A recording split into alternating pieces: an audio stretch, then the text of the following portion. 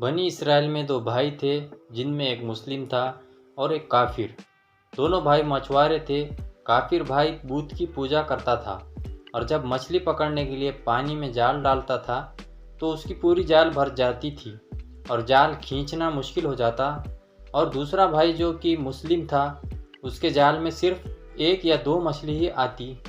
وہ اس مچھلی کو لے کر اللہ کا شکر ادا کرتا۔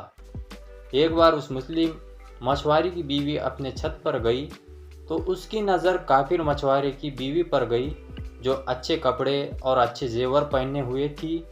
یہ دیکھ کر اس مسلم مچھواری کی بیوی کے دل میں لالچ پیدا ہو گیا اور وہ بولی کہ کاش میرے پاس بھی اتنی دولت ہوتی۔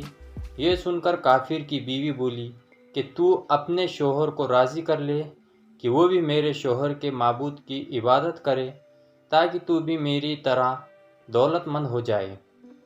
یہ سن کر مسلمان کی بیوی کچھ غمزدہ ہو کر نیچے آئی۔ پھر جب اس کا شوہر گھر آیا تو اس نے اپنی بیوی کو غمزدہ دیکھ کر اس سے پوچھا کہ کیا بات ہے، تم اتنی اداس کیوں ہو؟ تو اس کی بیوی بولی کہ یا تم مجھے طلاق دے دو یا تم اپنے بھائی کے معبود کی عبادت کرنے لگو۔ یہ سن کر اس کے شوہر نے کہا کہ اے اللہ کی بندی، کیا تو اللہ سے نہیں ڈرتی جو تو کفر کی بات کرتی ہے؟ تو وہ بولی کہ بس کرو، اتنی باتیں مت بناؤ، میں اس طرح بھوکی ننگی نہیں رہ سکتی۔ جبکہ دوسری عورتیں اور تمہارے بھائی کی بیوی کو میں دیکھ رہی ہوں کہ وہ اچھے اچھے کپڑے اور زیور پہنے رہتی ہے۔ جب اس مسلم مچھوارے نے دیکھا کہ اس کی بیوی ضد پر آ گئی ہے اور وہ نہیں سمجھ رہی تو اس نے اسے کہا کہ ٹھیک ہے، تم پریشان مت ہو، کل سے میں مزدوری کروں گا اور خوب محنت کروں گا اور میں تمہیں روزانہ 2 درہم دیتا رہوں گا۔ ان 2 درہم سے تم اپنی ضرورت کی چیزیں دھیرے دھیرے کر کے خرید لینا۔ یہ سن کر اس عورت کو تسلی ملی۔ صبح صبح وہ مسلم اپنے گھر سے مزدوری کی تلاش میں نکلا، لیکن کہیں بھی اسے کوئی کام نہیں ملا۔ وہ ادھر ادھر پھرتا رہا لیکن کسی نے بھی اس کی مدد نہیں کی۔ آخر کار وہ مایوس ہو کر ایک تالاب کے پاس جا کر بیٹھ گیا۔ پھر شام ہونے تک وہ اللہ کی عبادت کرتا رہا، اور جب وہ گھر آیا تو اس کی بیوی نے کہا کہ تم آج اتنی دیر تک کہاں تھے؟ تو وہ کہنے لگا کہ میں بادشاہ کی خدمت میں تھا، بادشاہ نے مجھے اس دن کام کرنے کی شرط رکھی ہے۔ یہ سن کر اس کی بیوی بولی کہ وہ بادشاہ تم کو کیا دے گا؟ تو اس نے جواب دیا کہ میرا بادشاہ بڑا کریم ہے اور اس کے خزانے خوب دولت سے بھرے ہوئے ہیں، وہ مجھے وہ سب دے گا جو میں اس سے مانگوں گا۔ پھر وہ اسی طرح اپنے خدا کی عبادت میں لگا رہا۔ جب تیسری رات ہوئی تو اس کی بیوی نے کہا کہ اگر تم نے کل مجھے درہم نہیں لا کر دیا تو تم مجھے طلاق دے دینا۔ یہ سن کر اس کو بہت دکھ ہوا، اور پھر وہ اگلے دن ایک یہودی کے پاس گیا اور اس سے کہا کہ کیا تم مجھے اپنے پاس مزدوری پہ لگا لو گے؟ یہ سن کر اس یہودی نے کہا کہ ہاں، میں تمہیں مزدوری پہ لگا لوں گا، مگر ایک شرط ہے کہ میرے پاس تمہارے کھانے پینے کا کوئی انتظام نہیں ہوگا۔ یہ سن کر اس نے اس یہودی کی شرط مان لی اور روزے کی نیت کر کے وہ اس کے ساتھ مزدوری پہ چلا گیا۔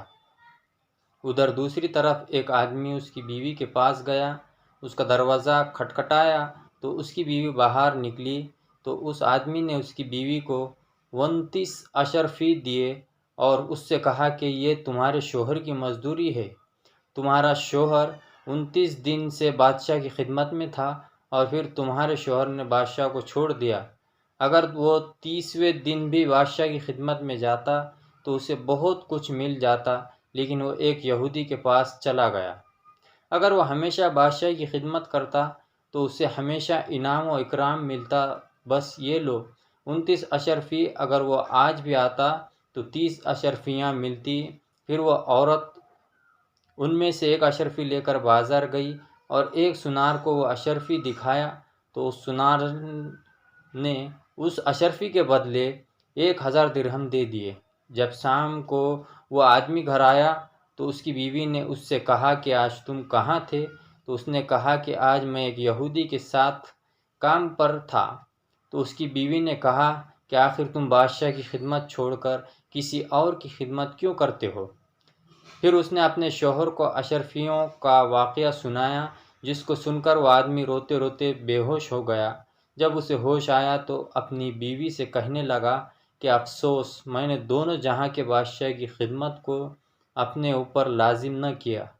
اس کے بعد اس آدمی نے اپنی بیوی کو چھوڑ دیا اور پہاڑوں پر چلا گیا، جہاں خدا کی عبادت کر کے اپنی ساری زندگی گزار دی، اور وہیں اس کا انتقال بھی ہو گیا۔ تو دوستو، یہی سبق ملتا ہے عزیزو، اللہ کے خزانے میں کوئی کمی نہیں، وہ اپنے بندوں کو اس کی عبادت کا صلہ ضرور دیتا ہے۔ اللہ کے یہاں دیر ہے مگر اندھیر نہیں، وہ اپنے بندوں کو کبھی نہیں بھولتا۔ اللہ تعالی ہم سب کو اللہ کے شکر کے ساتھ زندگی گزارنے کی توفیق عطا فرمائے، آمین۔ تو دوستو، اگر آپ کو بھی یہ قصہ دل کو چھو لیا ہے تو ویڈیو کو لائک کرے، شیئر کرے اور ہمارے چینل کو ساتھ ہی ساتھ سبسکرائب ضرور کرے۔